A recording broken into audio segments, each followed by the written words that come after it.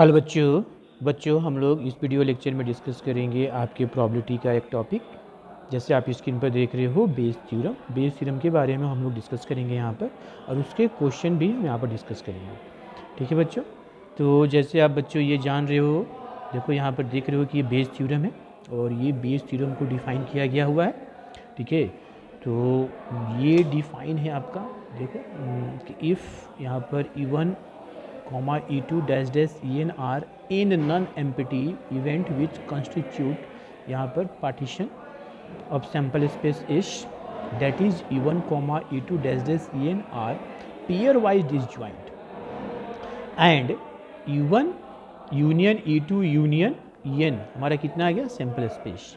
मतलब क्या किया, एक सैम्पल स्पेस दिया हुआ है, उस सैम्पल स्पेस का बहुत सारे इवेंट है, ठीक है ना, उसी का पार्ट का, जैसे E1 होगा, E2 हो गया, E3 हो गया, ऐसे EN तक है। और ये सभी इवेंट जो है इसका हम पेयरिंग करते हैं तो वो डिसजॉइंट हो, मतलब क्या है, नल सेट है। जैसे E1 E2 हो या E2 E3 हो या E1 E4 हो या E2 E4 हो, मतलब पेयर वाइज ये क्या हो, डिसजॉइंट हो, मतलब उसका इंटरसेक्शन क्या हो, नल सेट हो। हाँ, लेकिन सबका अगर हम यूनियन निकालें तो क्या आ जाए, सैम्पल स्पेस हो। ठीक है ना, तो उस तरह का इवेंट है।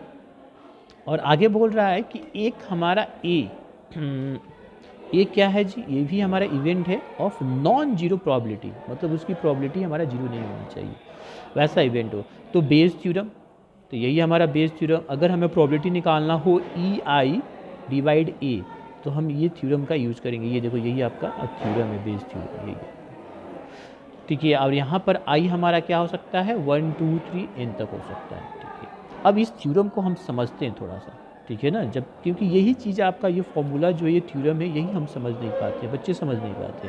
चलिए इसको करते हैं, देखते हैं, समझाते हैं आपको। जैसे सपोज करो कि कोई एक सैम्पल स्पेस है, उसका आपका इवेंट दो E1 एंड E2 है, और A तो हमारा होगा ही, ठीक है ना, ये तो इवेंट होगा ही।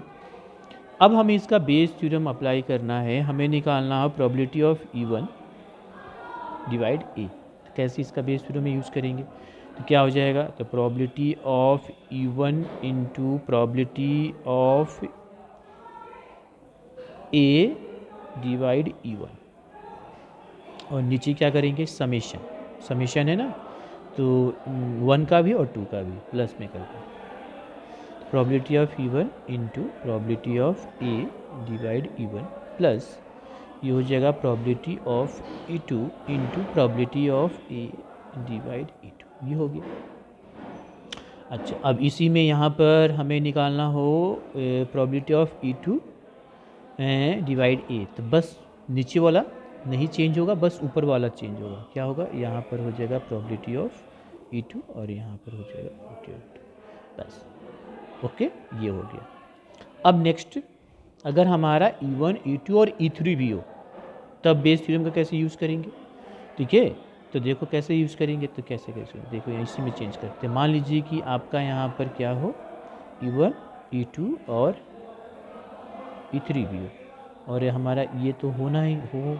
अब यहाँ पर 1 by 1 अगर हमारा ये हो, तो क्या करेंगे, यहाँ पर चेंज होगा, ये यहाँ पर हो जाएगा, हाँ, और नीचे और एक बढ़ जाएगा, plus probability of E3 into probability of A upon E3, ये बढ़ जाएगा बस।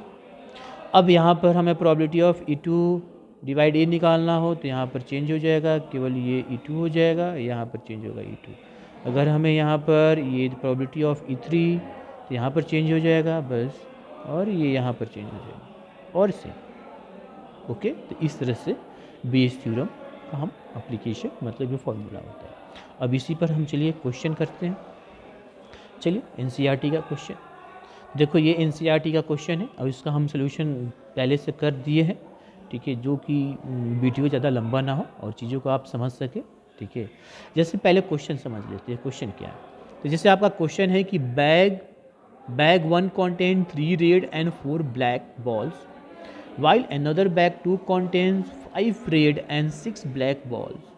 One ball is drawn at random from one of the bags and it is found to be red. Find the probability that it was drawn from bag 2. Question ये बोल रहा है कि एक बैग में, बैग 1 में 3 रेड बॉल और 4 black ball है, दूसरा बैग 2 है जिसमें 5 रेड बॉल और 6 ब्लैक बॉल है। एक बॉल रेंडमली किसी भी एक बैग से हमने निकाला है और पाया कि वो रेड आया, मतलब हमें रेड निकला।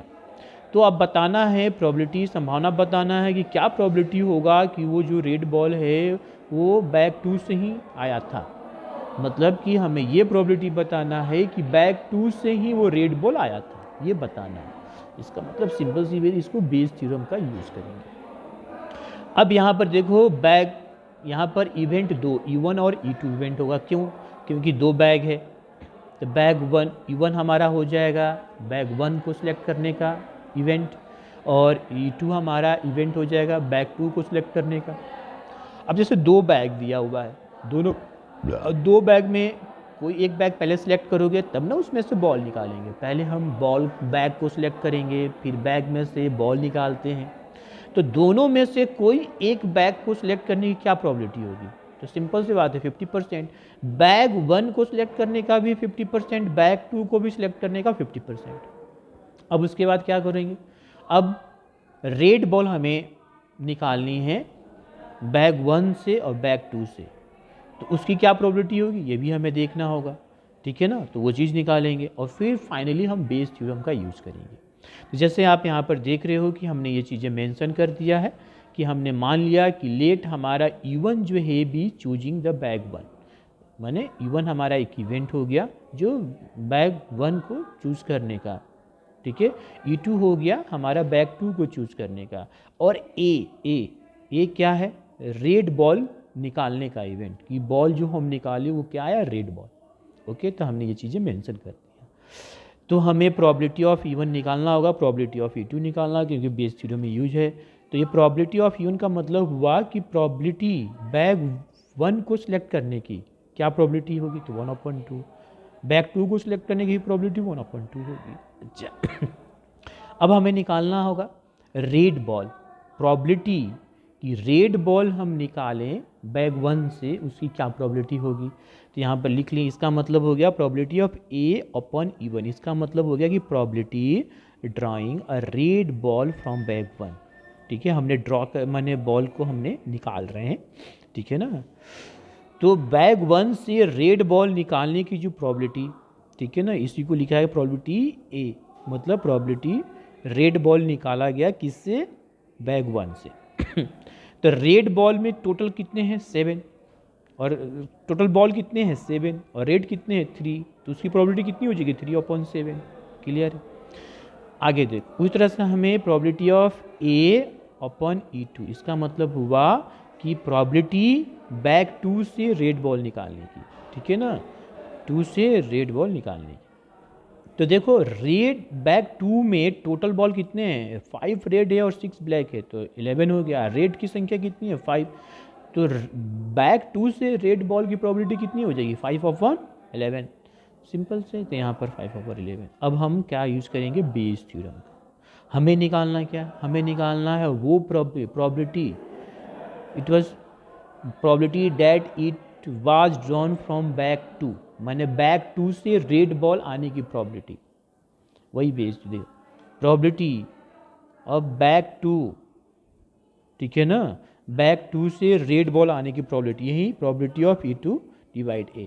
This is the Bayes theorem का अप्लाई किया। तो यहाँ पर ये देखो बेस थ्योरम हमने लिख दिया, यहाँ पर बेस थ्योरम, ठीक है। अभी ऊपर मैंने समझाया था आपको, लिख दिया गया। सबकी वैल्यू पहले निकाल लिए हैं, सबकी वैल्यू हम यहाँ पर रख दी। इसकी प्रोबेबिलिटी 1/2 है, ये 5/11 है, सबकी वैल्यू रख दी। अब इसको सॉल्व करें। देखो क्या किए हैं, 1/2 दोनों में हमने कॉमन ले लिया, मल्टीप्लाई करेंगे थोड़ा सा लेंथी हो जाएगा, ये कैंसिल हो गया। अब नीचे वाले को हमने सम कर दिया, तो इसका एलसीएम 77, और फिर इसको प्लस कर दिया है। ये प्लस करना आपको मालूम ही है, ये हो जाएगा 5/11/68/33, ठीक है। अब ये इंटरचेंज होता है, डिवाइड में तो मल्टीप्लाई में करेंगे तो इंटरचेंज होता है, और इसको सॉल्व किए तो इतना आंसर आया। तो ये आपका आंसर हो गया। चलिए एक और क्वेश्चन करते हैं जिसमें हमारा 3 E1, E2 और E3 हो। जैसे देखो ये क्वेश्चन नंबर 17, ये पहले से हम सोल्यूशन कर चुके हैं। ये क्यों? क्योंकि ये वीडियो का लेंथ जो कम हो, आप कम समय में ज़्यादा चीज़ समझ जाओ। तो जैसे क्वेश्चन क्या है, क्वेश्चन हमारा है गिवन 3 आइडेंटिकल बॉक्सेस 1, 2 एंड 3, मतलब 3 आपको आइडेंटिकल बॉक्स दिया गया है, ईच कॉन्टेनिंग 2 कॉइन्स, और प्रत्येक में 2 कॉइन्स रखा गया है। In box 1 both coins are gold coin, दोनों माने बॉक्स 1 में दोनों कॉइन गोल्ड है। In box 2 both are silver coins, box 2 में दोनों कॉइन सिल्वर है। And in box 3 there is 1 gold and 1 silver coin, और बॉक्स 3 में 1 गोल्ड और 1 सिल्वर है। A person chooses a box at random and takes out a coin, एक आदमी जो है रेंडमली जो है ना एक बॉक्स को चूज कर रहा है और उसमें से एक कॉइन निकाल रहा है। तो if the coin is of gold, तो कॉइन क्या हुआ? गोल्ड आया। ठीक है, अब बोल रहा है what is the probability that the other coin in the box is also of gold. अब हमें वो प्रोबेबिलिटी निकालनी है कि अगर मान लो कि वो दूसरा भी कॉइन निकाले तो क्या है? गोल्ड ही है। ठीक है, थोड़ा सा यहाँ पर समझने वाली बात है। पहला कॉइन निकाला तो गोल्ड आया, दूसरा भी कॉइन क्या आना चाहिए? गोल्ड आना चाहिए। अच्छा, तो हमें दूसरा कॉइन भी, दूसरा जो है कॉइन भी बॉक्स में गोल्ड ही आना चाहिए। तो ये सिंपल सी बात है कि बॉक्स 1 से ही आ सकता है, क्योंकि बॉक्स 1 में ही दोनों कॉइन गोल्ड है, बॉक्स 2 से तो आ ही नहीं सकता है। और बॉक्स 3 में तो एक ही कॉइन गोल्ड है। ठीक है ना, इसका मतलब कि हमें बॉक्स 1 से ही आ सकता है। ओके, तो मतलब यहाँ पर 3 आइडेंटिकल बॉक्स है, तो हमारा E1, E2, E3 होगा। तो इवेंट E1 जो होगा वो सिलेक्टिंग बॉक्स 1 हो जाएगा, E2 जो होगा सिलेक्टिंग बॉक्स 2 हो जाएगा, E3 जो होगा वो सिलेक्टिंग बॉक्स 3 हो जाएगा। अब देखो 3 आइडेंटिकल बॉक्स है, तो पहले आदमी जब कॉइन निकालेगा तो कॉइन निकालने से पहले बॉक्स को सिलेक्ट करेगा कि किस बॉक्स को हमें सिलेक्ट करना है। तो बॉक्स को पहले सिलेक्ट करें, तीनों में से कोई एक बॉक्स सिलेक्ट करेगा। अच्छा, तो हमें पहले ये पता करना पड़ेगा कि तीनों माने बॉक्स को सिलेक्ट करने की क्या प्रोबेबिलिटी होगी। E1 का बॉक्स 1 की सिलेक्ट करने की प्रोबेबिलिटी, बॉक्स 2 की और बॉक्स 3। तो 3 बॉक्स से आइडेंटिकल है। ठीक है ना, तो बॉक्स 1 को सिलेक्ट करने की क्या प्रोबेबिलिटी होगी? 1/3। सिंपल सी बात है, 1/3 होगा, और 2 का 1/2 और 3 का 1/3। सिंपल। अब इवेंट ए क्या होगा? इवेंट ए हमारा होगा A be the event that the coin जो है, सॉरी यहाँ पर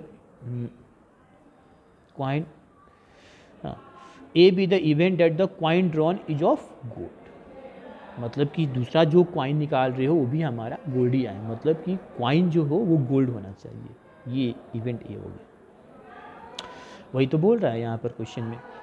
ठीक है, कि कहला other coin in the box is also of gold. अच्छा, अब हमें क्या करना पड़ेगा? हमें निकालना पड़ेगा, ठीक है ना, ये कि गोल्ड जो है बॉक्स 1 से आने की क्या प्रोबेबिलिटी है, गोल्ड जो है बॉक्स 2 से आने की क्या प्रोबेबिलिटी है, और गोल्ड जो है बॉक्स 3 से आने की क्या प्रोबेबिलिटी है। देखिए हम यहाँ पर, ये देखिए हम यहाँ पर निकाले हैं पहले ही, कि यहाँ पर निकाला गया है कि ये probability of A divide E1 का मतलब हुआ ए किसको रिप्रेजेंट कर रहा है? गोल्ड, वो इवेंट ए हमारा उसको रिप्रेजेंट कर रहा है कि गोल्ड जो है कॉइन से निकाला जाए।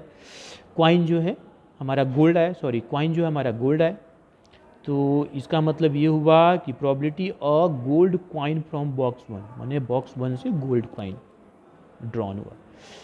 तो हमें मालूम है कि बॉक्स 1 में 2 ही कॉइन है, तो टोटल सैंपल स्पेस 2 हो गया, और गोल्ड कॉइन कितना है? तो 2 ही है। तो 100% है कि अगर बॉक्स 1 से हम जो भी कॉइन निकालेंगे गोल्ड ही आएगा। अच्छा, देखो probability of A divide E2, मतलब इसका मतलब हो गया कि probability of a gold coin from box 2, मतलब मैंने निकाला गया बॉक्स 2 से गोल्ड कॉइन आने की क्या प्रोबेबिलिटी है। तो बॉक्स 2 में तो कोई भी कॉइन गोल्ड नहीं है, 2 कॉइन है वो सिल्वर है। तो आप एक बार पहला भी निकालोगे तो सिल्वर ही आएगा, दूसरी बार भी निकालेगा तो सिल्वर ही, तो मतलब 0%। तो यहाँ पर देखो 0/2 मतलब 0। अब वही हम निकालेंगे प्रोबेबिलिटी जो है a gold coin from box 3, मतलब कि बॉक्स 3 से गोल्ड क्वाइन आने की क्या प्रोबेबिलिटी है। तो अब बॉक्स 3 में 2 क्वाइन है लेकिन एक गोल्ड है और एक सिल्वर है, तो 1/2 50% चांस है, मतलब कि 1/2 हो गया। 2 क्वाइन में एक गोल्ड है तो 1/2 हो गया। अब हम यहाँ पर बेस थ्योरम का यूज़ करेंगे। हमें क्या नहीं, अब हमें E1/A करना है या E2/A करना है, E3/A कैसे पता करें। हमें दूसरा क्वाइन निकालना है कि जो गोल्ड आए, और दूसरा क्वाइन बॉक्स 1 से ही आ सकता है। बॉक्स 1 को ही सिलेक्ट करेंगे तभी दूसरा क्वाइन आ सकता है। यहाँ पर थोड़ा सा समझने वाली बात है। इसीलिए हमें क्या निकालना है, probability of selecting box 1 from other coin is gold. ठीक है ना, मतलब कि दूसरा क्वाइन जो है निकले वो भी गोल्ड आया। तो ये कब हो सकता है, जब हम बॉक्स 1 को सिलेक्ट करेंगे तभी हो सकता है। तो इसलिए हमें प्रोबेबिलिटी ऑफ E1 डिवाइड ए निकालना है। तो अब यहाँ पर हमें E1 E2 E3 है, तो उसके हिसाब से हमने यहाँ पर देखो ये बेस थ्योरम का यूज़ कर दिया है। ठीक है, ये तो वही होगा और नीचे में तीनों का सम होगा ऐसे। अब सबकी वैल्यू हमें पता है, सबकी वैल्यू रख दी है हमने यहाँ पर, देखो सबकी वैल्यू रख दी। अब इसको सॉल्व किया, ये देखो 1/3 हो जाएगा, ये तो 0 हो जाएगा। हमने क्या किया, 1/3 कॉमन ले लिया, ये कैंसिल हो गया, ये 1 बचा, नीचे 1/2/3। इसको सॉल्व किया तो क्या आया, 1/3/2। इसको इंटरचेंज करें 2/3 आया। ओके, तो ये आपका आंसर हुआ। तो इसी तरह से एक्सरसाइज में क्वेश्चन है, आप उसको कर सकते हो। ओके।